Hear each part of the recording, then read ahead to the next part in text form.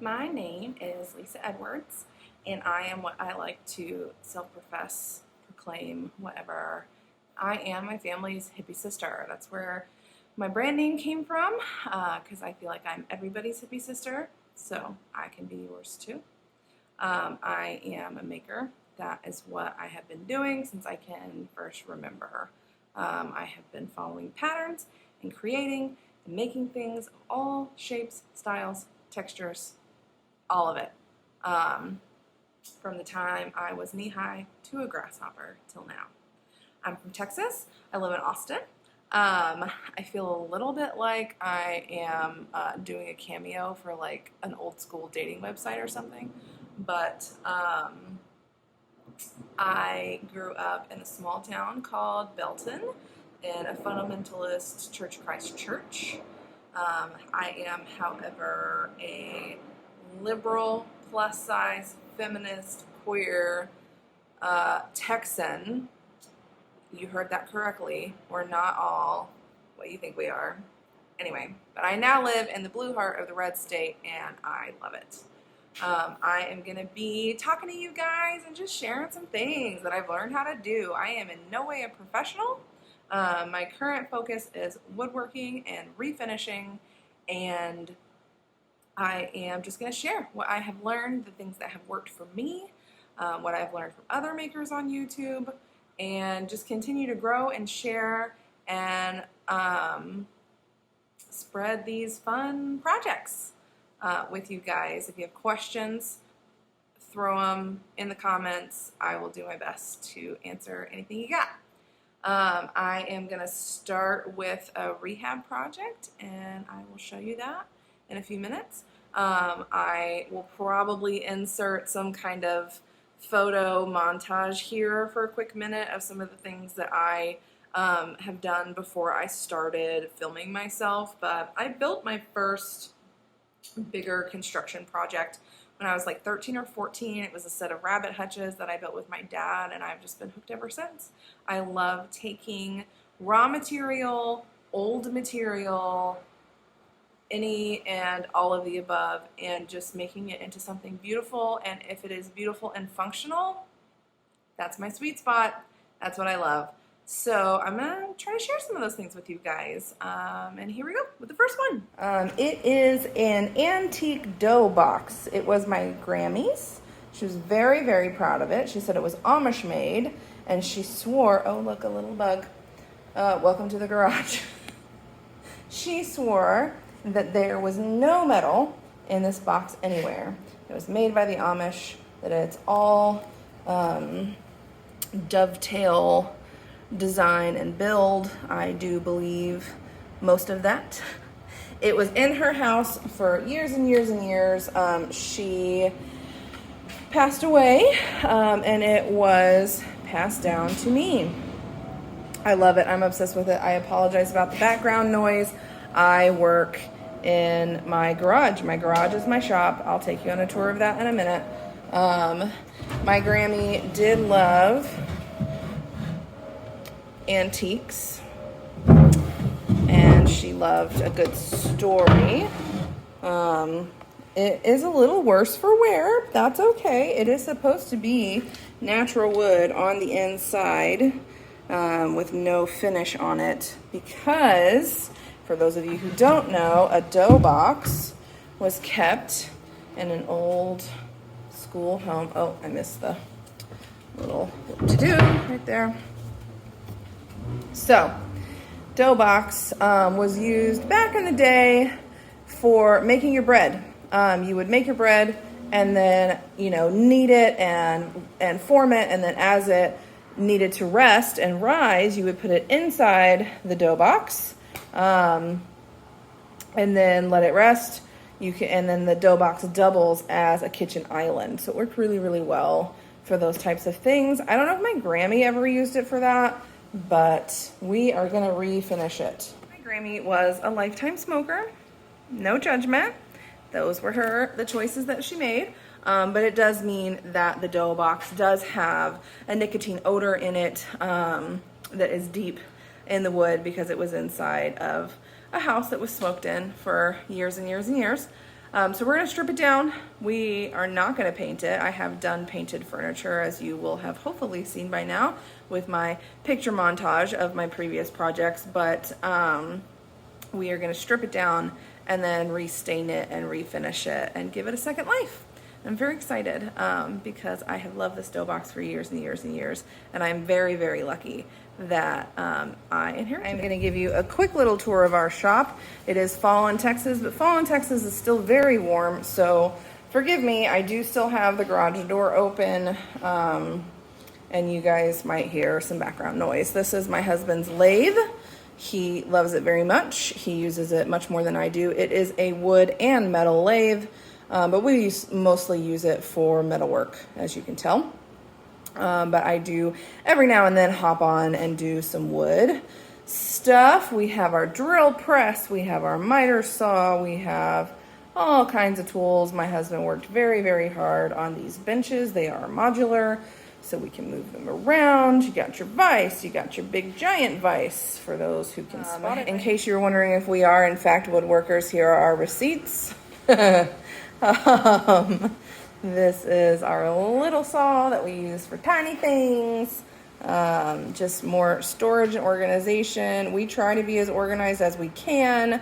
However, we both have ADHD, so all I'm gonna say about that is we try. I'm excited to share with y'all and get started. Like I said, we're gonna start with a simple rehab project. This one shouldn't take me too long. One thing that I have accepted is that if you are going to rehab anything or build anything out of wood, you just have to accept that the majority of your time is going to be spent sanding, forever sanding. I forgot to mention, y'all forgive me, this is my first ever YouTube video, so sorry if it's wobbly. I'm literally using my phone and a selfie stick and a GoPro. That's what we're working with. But something that I forgot to mention is that it is good to clean your wood projects, especially if you're doing a rehab and it's covered in dust. Clean those projects before you get to sanding on them. It just helps keep impurities out of the wood. So I'm going to give it a quick wash down with some diluted Murphy soap. That is my favorite cleaner to use on a rehab project. It's safe on wood, it's natural, it won't stain or damage, and blah blah blah. So I'm going to give it a quick wash down, and then we're going to get going with sanding.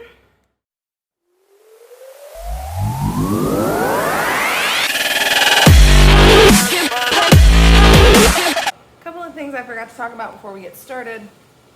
I am going to be using a DeWalt rotary sander. This is one of my favorite tools of all time. She is cordless, she is powerful, and she is efficient. We're going to start with a number 80 sandpaper. For those who don't know, the lower the number means the lower literal like grains of sand, grit, are in the paper. Not always like literal sand, but you know what I mean.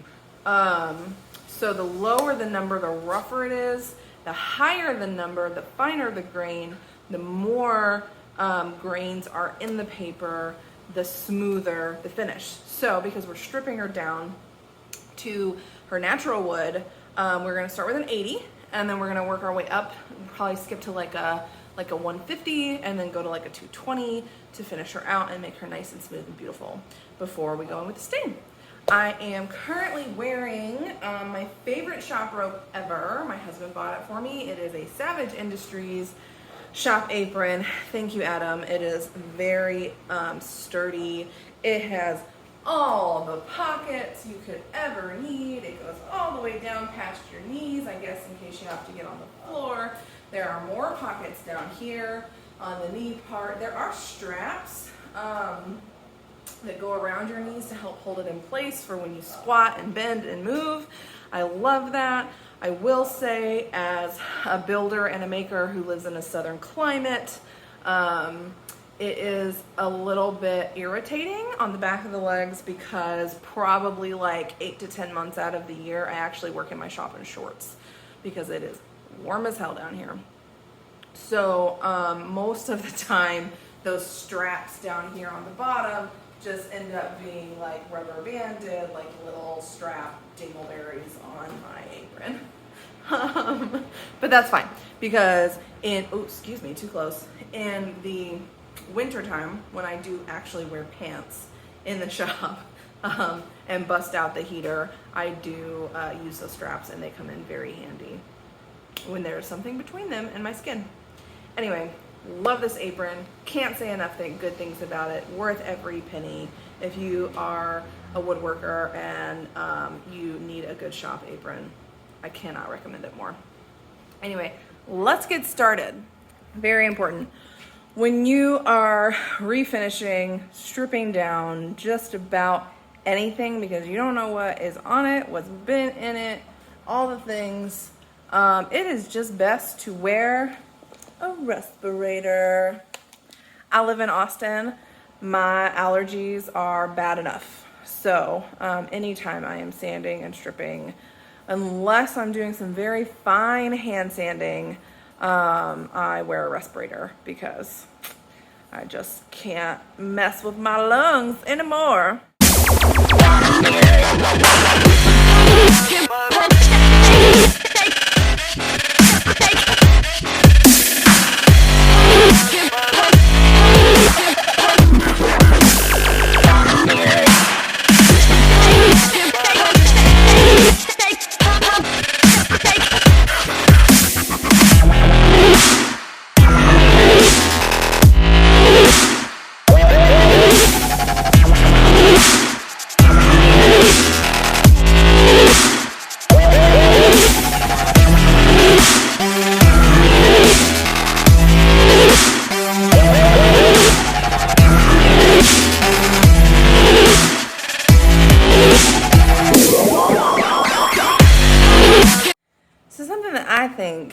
Sets me apart from other furniture rehabbers and woodworking people. Woo! Sorry, my face is all red because I've been wearing this respirator. Anyway, I think that it is important to pay attention to the bottom of your project, as in the underside of it. So I'll show you what I'm talking about. Somebody at some point worked on some rehab on this baby because I have found, here I can show you right here, I have found some wood filler, which obviously if this dough box is as old as my Grammy said it was, that was not available at the time it would have been made. So wood filler, and then the bottom of it is really, really rough, like super rough. And this is even after I've gone after it with 80 grit sandpaper to start. So I'm going to work on that, and it is going to be much better when we're done, you will see. But it's just like nobody paid attention to it. And there are going to be some flaws that I'm going to have to work on, like stuff like that, that we will address. But for now, I just wanted to show you that because I think it's important. The other thing I wanted to mention real quick, you will probably notice in the time-lapse part of the video, I am wearing ear protection or auditory protection on my ears. That's not necessary when you're sanding, even with an electric sander. It's not necessarily the type of machine that is that loud that you need to wear it. However, I am starting to have what I think are the beginning symptoms of tinnitus in my ears. So ringing in the ears at random parts of the day. So pretty much these days, if I am using any type of power tool, I'm pretty much using auditory protection because my mother has tinnitus and I am not trying to quit that. So anyway, respirator, yes, is a must. Ear protection, that's your discretion.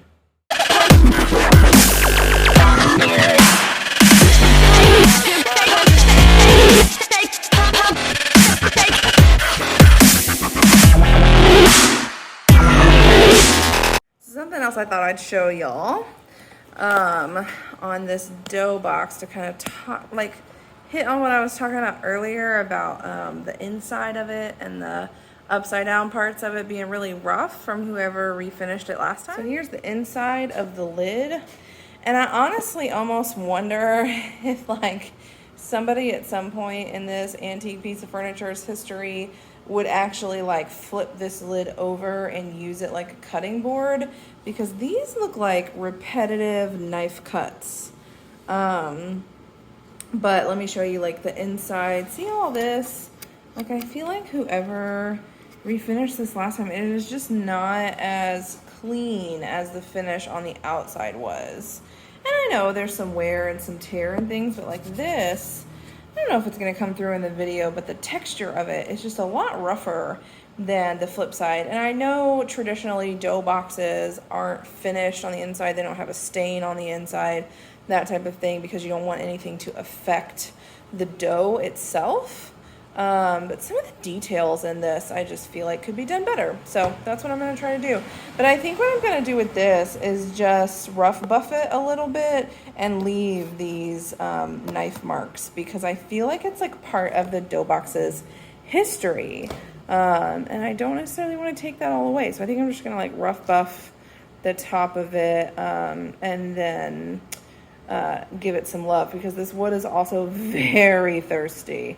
Very, very, very thirsty. All right, I have gotten it all sanded down on the top lid.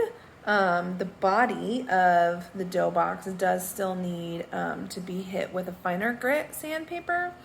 And I'll be doing that tomorrow, and I'll be working on the legs tomorrow. Here's where we're at. I'll be working on the legs tomorrow. Those are going to need to be hand done if I don't want to mess with the circumference of the legs.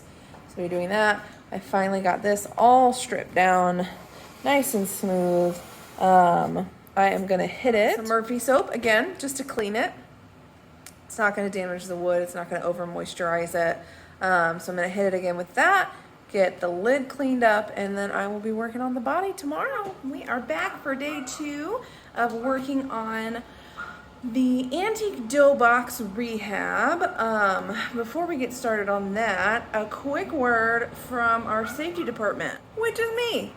I talked earlier about the importance of wearing a respirator when you're doing this type of sanding work, because you don't know what's in the wood, and really any kind of hardcore sanding work, period. You really should be wearing your ventilator.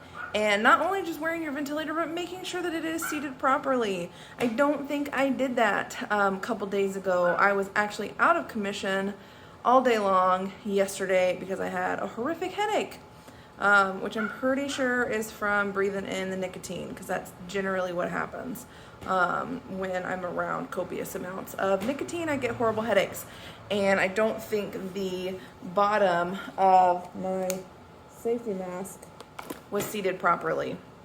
So important when you're doing this kind of stuff. Wear yo safety mask. So apparently the other half of our safety department would like to have a word. Would you like to have a word? Would you like to talk to the people? Because that's what you're doing. You keep barking. You're barking during my filming. Why are you barking so much? Back inside. You don't like the loud noises. Okay, bye. Okay, so I have sanded this down all the way with 220 grit sandpaper, which might have been a little bit overkill.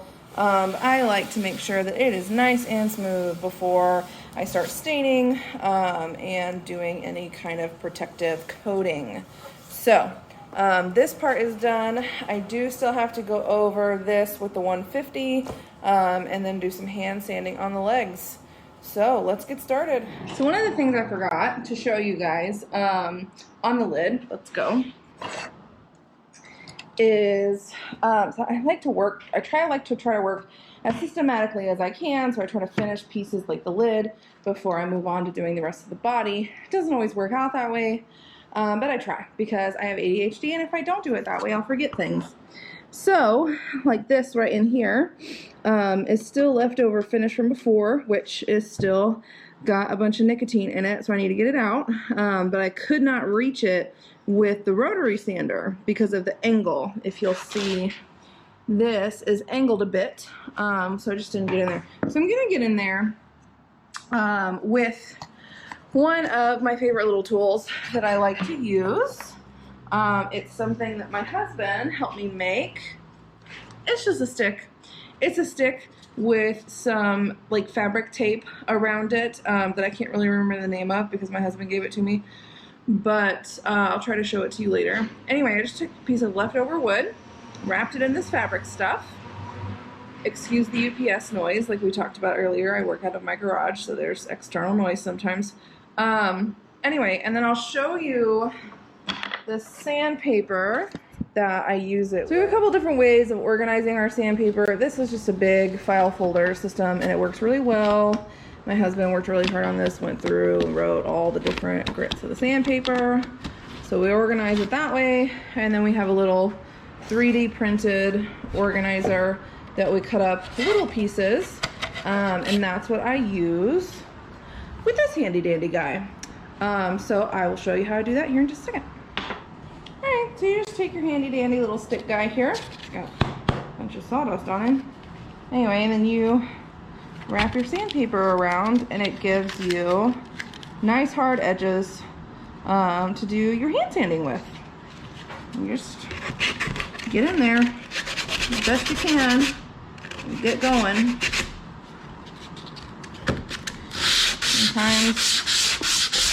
Sometimes using traction from another piece works best.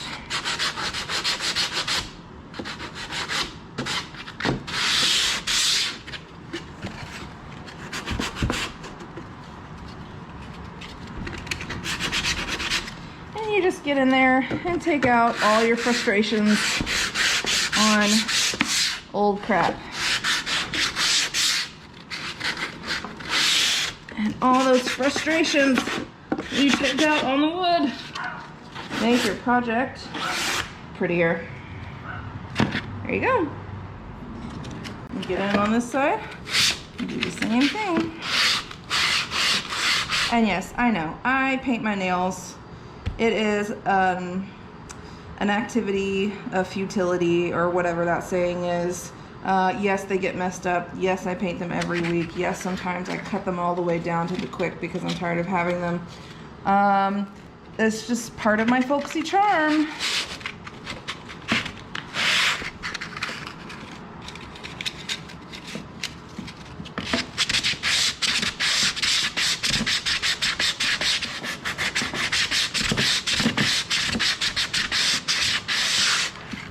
An exercise in futility, that's the word. See, sometimes the brain still comes through for the win. And then when one side starts to get a little less sandy, a little less rigid, you just kind of move your paper around the stick so you got a fresh edge. And try to hold it as best you can. It's a pain in the butt. But this is the best way that I have found to do this, and it works for the most part. Alright, so now we're going to go in with our 150 grit sandpaper, do up these sides because they're still super rough from using the 80 grit sandpaper on them. Get as much of this as I can with electric tools, and then come in and hand sand this stuff.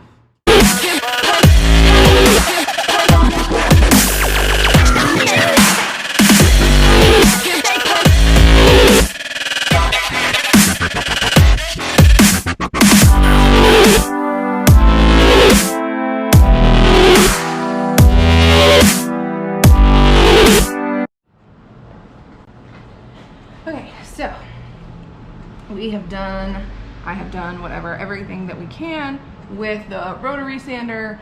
So we're gonna go in now and do some hand sanding.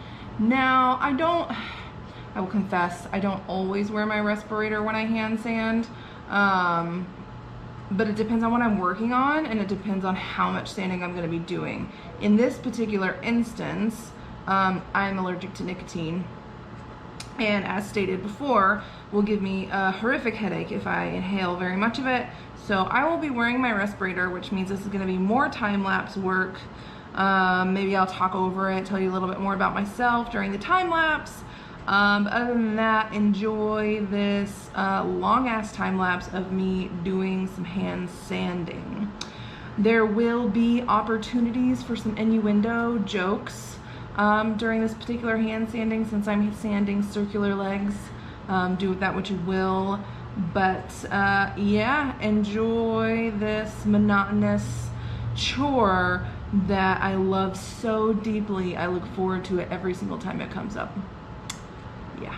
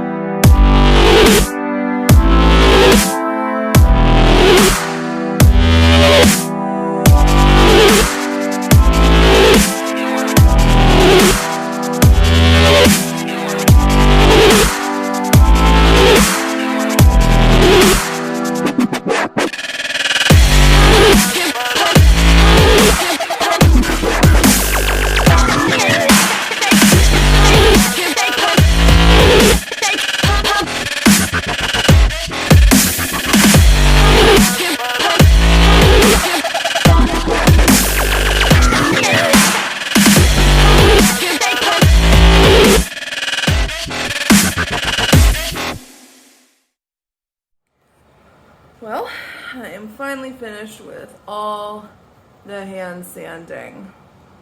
That was a lot. It's the focus of today's efforts. I am about to start on the very last part of the sanding. Super stoked to almost be done with sanding on this project.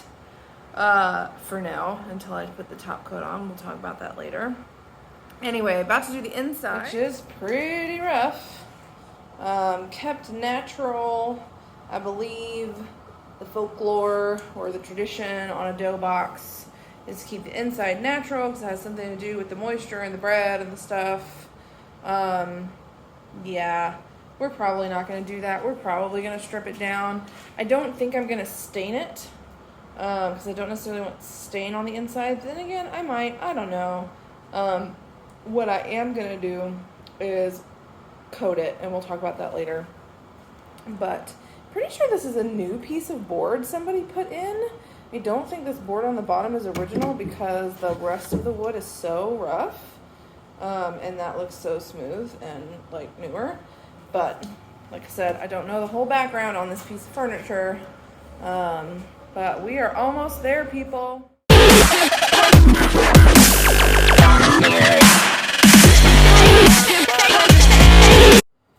I'm covered in sawdust, but it's been a good day.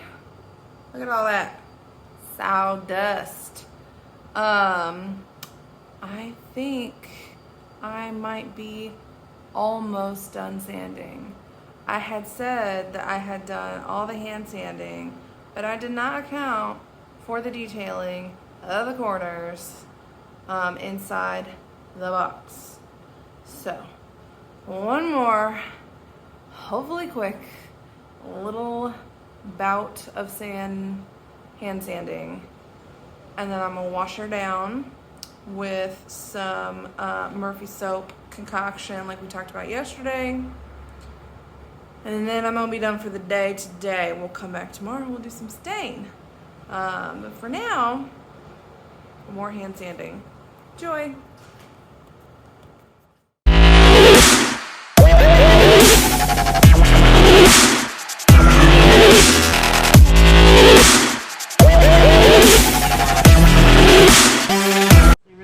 Part, getting it all clean, seeing what she's gonna look like underneath.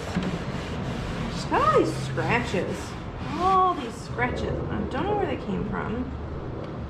They're really intriguing to me, and I wish I knew like the story behind all these scratches. Like, did they put a cat inside of here? What happened that left all these scratches on the inside? And I would have to take out so much wood to get rid of those scratches and just sand and sand and sand. I mean, who the heck knows how much I'd have to get out of here. So, I'm just gonna leave the scratches. I'm not bothered. Part of the history, kind of like talked about the scratches on the other side of the lid. It's probably knife marks, like somebody used it as a cutting board. So yeah, I'm not bothered, but I'm intrigued. I want to know what the heck did they do inside this box that left all these scratches. Anyway, clean with Murphy soap. It's just a mixture. I just follow the instructions on the bottle, but it's a 1/4 cup of Murphy soap to a gallon of water.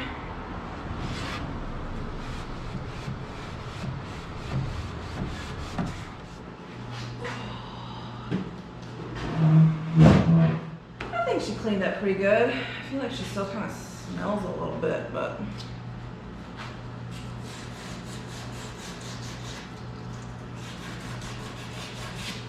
not all that is gold glitters.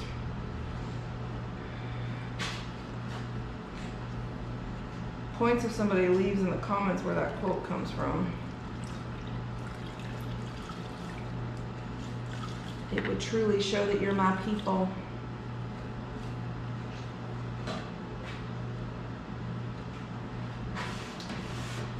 So let's see, what else to talk about while we clean? I grew up, small town, Felton, Texas. Touched on this in my little opener. very fundamentalist, but I was lucky enough to have a dad who didn't buy into all those girls do this and boys do that things, and supported me in anything I ever wanted to do.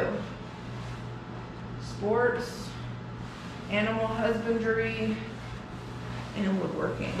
He was the first person I ever built anything with, the first person who taught me how to use tools. I miss working with him sometimes. I'm going to try to convince him to get on the show with me. It'd be fun. Do a little cameo, and then do a little woodwork. He could have come today, actually, I think. I have to check in on that. Anyway, and when I got to high school, I found my people in the ag and shop department.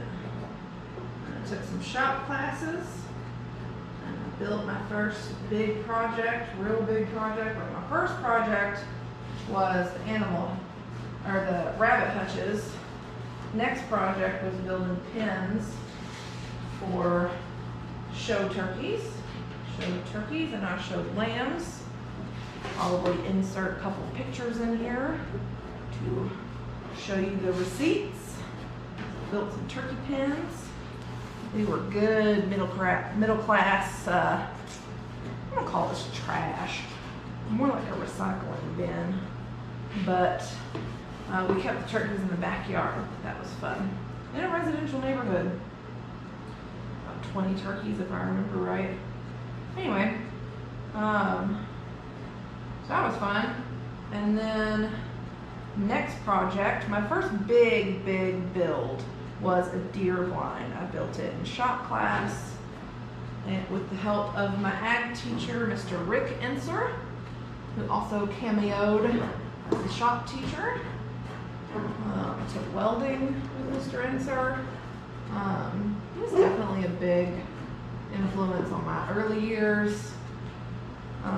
Yeah, I built a deer blind and won second place at the county fair. That was my first big proud build. I'll probably insert a picture here of me with my deer blind. It was fun, real fun. But I always knew there was something about me that was a little bit different than the people I was hanging out with, at least on the surface, from what I could tell, that I knew of them. And that was the fact that I was queer. So, bisexual, growing up in small town farm culture, Bible Belt Christian. Yeah, it was an experience, to say the least. I had some supportive people in my life, and maybe even people who had some kind of inclination or knew whatever that I needed a little extra love, because life was a little hard for me, but got through it. Well, I think we've got her all cleaned up here as much as we're going to. You can see all the sawdust that's in there. She's looking pretty good, if I do say so myself. I'm gonna get this side. Can't remember if I did or not. All right. Tomorrow we'll talk about stain. Probably do some tests on the bottom. See what we like. We'll go from there.